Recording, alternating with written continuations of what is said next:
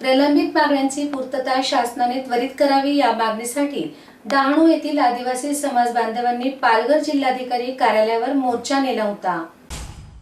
पालघर जिल्ह्यातील डहाणू येथील आदिवासी समाज बांधव गायरान जमिनी मिळाव्यात व पाण्याची समस्या सोडावी यासह आदी मागण्यांसाठी गेल्या अनेक वर्षांपासून शासनाचे उंबरठ झिजवीत आहेत।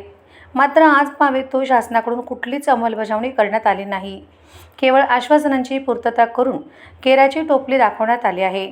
त्यामुळे आदिवासी समाज बांधवांच्या भावना मोठ्या प्रमाणात दुखावल्या असून या मागण्यांची पूर्तता शासनाने त्वरित करावी अशा आशयाच्या मागणीसाठी डहाणू येथील आदिवासी समाज बांधवांनी पारंपरिक वाद्य, संसार उपयोगी साहित्य, जेवण तयार करण्यासाठी चुलीत लागणारे लाकडं, पिण्याचे पाणी आदी साहित्य सोबत बाळगून पालघर जिल्हाधिकारी कार्यालयावर पायी मोर्चा काढण्यात आला।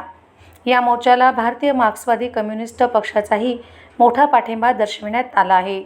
सदर मागण्या मान्य न झाल्यास मंत्रालयावर थेट मोर्चा नेण्यात येईल असा इशारा देखील आदिवासी समाज बांधवांतर्फे देण्यात आला आहे।